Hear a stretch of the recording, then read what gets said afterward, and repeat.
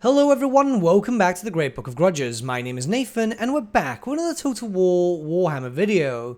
So, it didn't really take too long for the modders to start working on more ogres now, did it? The modders behind the expanded roster series have decided to take the initiative and now start adding in some extra ogre units. Not only that, but it was always strange that the mercenaries themselves never came with characters. Well, now we've got two different lord characters available throughout the roster, meaning that if you want a full army of just ogres, including characters, you are able to right now. One of the units added in for this mod are the ogre lead belchers, which were originally by Sneck but have been rebalanced. It's great to see that the modding community works together with these types of things. Now, they won't be as overpowered as they were in the original mod, and are still able to do quite a decent bit of damage. In fact, there are 3 different ammo types now, so you'll be able to pick and choose as you wish and see what suits you the most. Next we have the Iron Guts. These on the tabletop were more of a tier 2 type of unit. In fact, they were core, which were able to use heavy armor and great weapons, and this is exactly what they're able to use here too.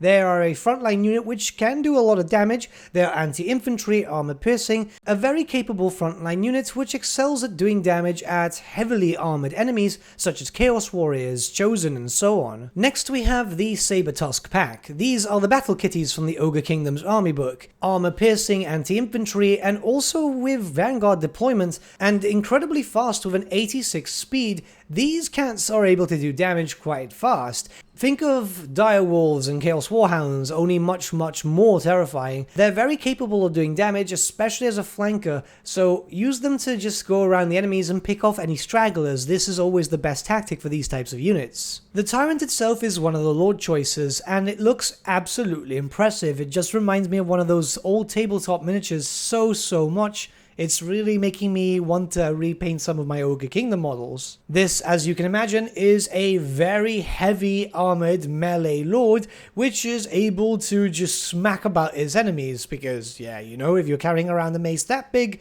you're expected to do some damage. And finally we have the Slaughtermaster, another lord choice, and this one is a spellcaster, with its own interpretation of the lore of the Great Maw. The spells themselves are obviously focused around the reskins of already established spells, which works perfectly fine, as really, there's not too much needed for this. The spell lore itself focuses primarily on buffs and debuffs, and even then, it's still a decent lore and you can do quite a lot with it. Now obviously the Slaughtermaster itself is not as capable as the Tyrant as doing damage, but then again obviously this is a spellcaster after all, so I think the balance has been done very well. He's still able to hold up his own, but he should not be left alone in the battlefield, especially in the front line. Recruiting all the new Ogre units and the Lord characters is actually simple enough. As soon as you've got your campaign loaded, you might need to start a new one. I'm not too sure if this is save game compatible, by the way.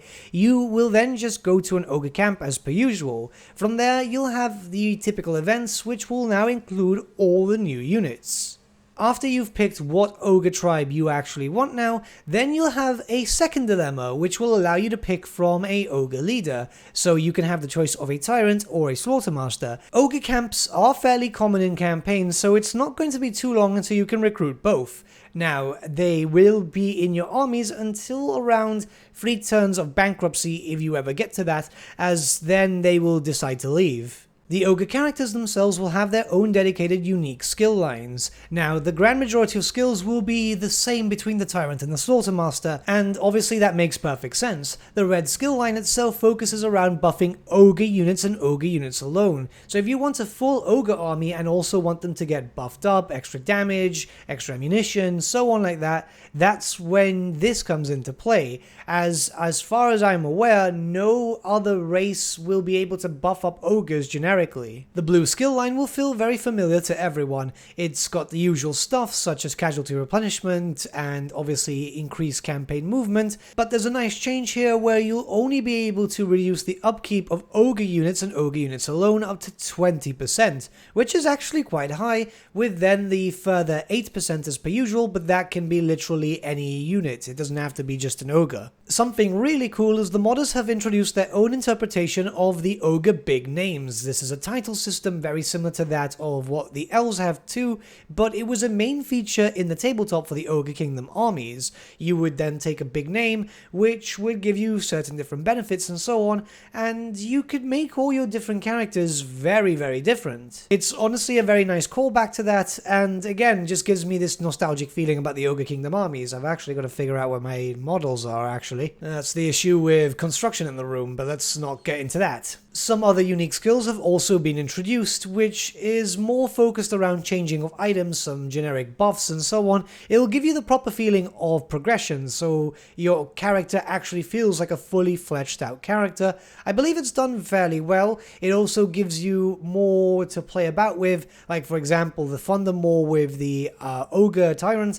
You're able to do a lot of splash damage with that, so just boost him up and then stick him in the middle of an enemy horde and watch him go to town. The Slaughtermaster itself remains very much the same. Many of those skills are exactly the same. The only real big difference, of course, is the access to a Law of Magic, which the spells aren't too bad. They've got some buffs and debuffs, nothing too spectacular, but the main brunt of your damage is really your units. You've got an army of ogres. Spellcasting is kinda secondary when you've got a lot of big guns and a lot of big weapons. It is still very useful, and it completely depends as to what playstyle you prefer. I myself have been liking the Tyrant a bit more than anything else, but maybe that's just me. With what we have in vanilla and then everything introduced with this mod, there are just so many different opportunities here. If you want to just have a proper thematic ogre mercenary army, if you're doing some sort of roleplay campaign or something, I mean, this works incredibly well. You've got pretty much a good basis for a full army. Yeah, we're missing a few things, well, a lot of things in all honesty,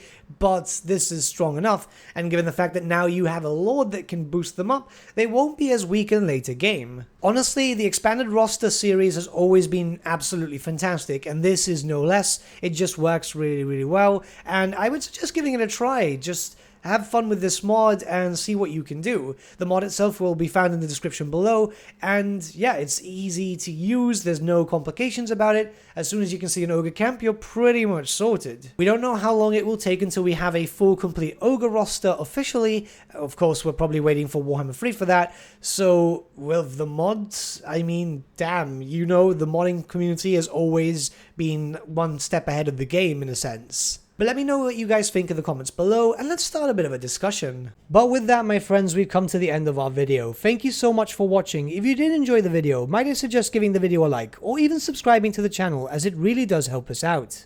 In the description section below are various links to different social media platforms, such as Facebook, Instagram, and Discord. Also in the description section is an affiliate link with Element Games, where you could buy loads of hobby-based products, not just Warhammer, for 10 to 25% off. Making a purchase using that link and also our special code, which is also in the description, supports the channel at no extra cost to you, which we think is rather cool. A big thank you to our patrons. Your support means the world to us. It's amazing that people want to help a small channel like us grow and get to a higher level of content. A big thank you to Gibraltar LUSC, Ryan Bertsche, Andrew Prince, and Ogre for subscribing to us at our fame level. You guys are super cool. And a big thank you to Edward Yule, VS Vasan, Aaron Whitman, and Shaggy for subscribing to us at our king level. Honestly, we can't thank you all enough. And lastly, a big thank you to all of you for liking, sharing, and commenting on these videos. Honestly, it's because of you guys that the channel has been growing at such a great pace lately, so we can't thank you all enough. But with that, my friends, thank you so much for watching once again, and we shall see you all again very, very soon. Have a good day.